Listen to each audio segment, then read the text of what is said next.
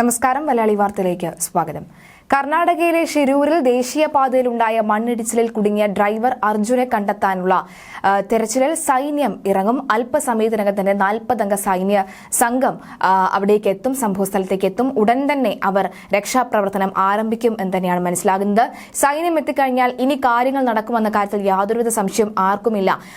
നമ്മുടെ മലയാളിയായിട്ടുള്ള സന്നദ്ധ സംഘടനാ പ്രവർത്തകനായിട്ടുള്ള രഞ്ജിത്ത് ഇസ്രായേൽ അദ്ദേഹം പറഞ്ഞിരുന്നു, ആദ്യം തന്നെ അദ്ദേഹം പറഞ്ഞിരുന്നു, സൈന്യത്തെ വിളിക്കണം, അവർക്ക് നല്ല രീതിയിൽ ചെയ്യാൻ കാര്യങ്ങൾ പറ്റും, അവർ വന്നു കഴിഞ്ഞാൽ മണിക്കൂറുകൾക്കകം തന്നെ കാര്യങ്ങൾക്ക് ഒരു തീരുമാനമുണ്ടാകും, അതുകൊണ്ട് സൈന്യത്തെ വിളിക്കണം എന്ന ആദ്യം തന്നെ അദ്ദേഹം ഒരു നിർദ്ദേശം മുന്നോട്ട് വെച്ചിരുന്നു. ഇതിന്റെയൊക്കെ പശ്ചാത്തലത്തിൽ കൂടിയാണ് കുടുംബം മുഖ്യമന്ത്രിക്കും അതുപോലെ തന്നെ പ്രധാനമന്ത്രിക്കും ഇമെയിൽ വഴി കത്ത് നൽകിയിരുന്നു.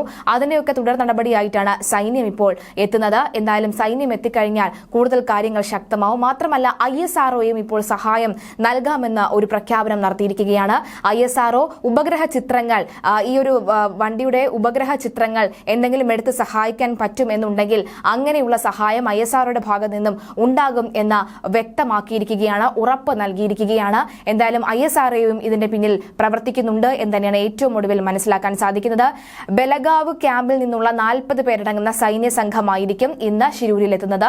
തുടർന്ന് രക്ഷാപ്രവർത്തനം ഏറ്റെടുക്കും. അതേസമയം തെരച്ചിലിന് ISROയുടെ സഹായവും തേടിയിട്ടുണ്ട്. സാറ്റലൈറ്റിന്റെ സഹായത്തോടെ ലോറിയുള്ള സ്ഥലം കണ്ടെത്താനുള്ള സാധ്യത ഉൾപ്പെടെയാണ് തേടുന്നത്. മണ്ണിടിഞ്ഞ സ്ഥലത്ത് 6 മീറ്റർ താഴെ ലോഹഭാഗത്തിന്റെ സാന്നിധ്യം ഇന്നലെ റഡാറിൽ പതിഞ്ഞിരുന്നു. ഈ സ്ഥലം കേന്ദ്രീകരിച്ചുള്ള തെരച്ചിലും അല്പസമയത്തിനകം ആരംഭിക്കും.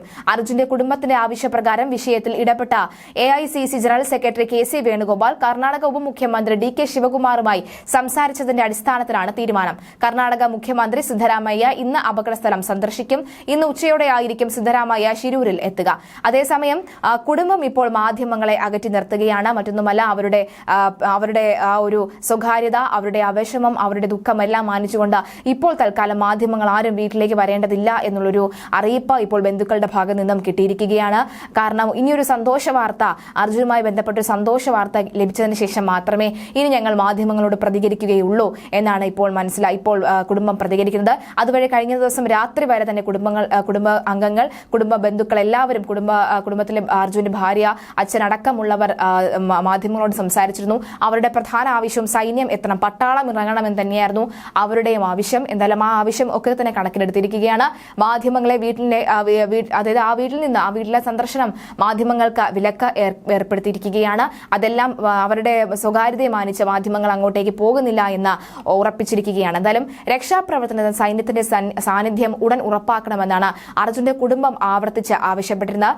വാർത്ത കണ്ടും അല്ലാതെയും ആർമി ഉദ്യോഗസ്ഥർ കുടുംബവുമായി ബന്ധപ്പെടുന്നുണ്ട് എന്നും ഇതുവരെ ഔദ്യോഗിക അറിയിപ്പ് ലഭിച്ചിട്ടില്ല എന്നുമായിരുന്നു ഇന്നലെ രാത്രി അവർ പറഞ്ഞത്. എന്നാൽ ഉടൻ തന്നെ സംഘം അങ്ങോട്ടേക്ക് തിരിക്കുമെന്ന് തന്നെയാണ് ഏറ്റവും ഒടുവിൽ മനസ്സിലാകുന്നത്.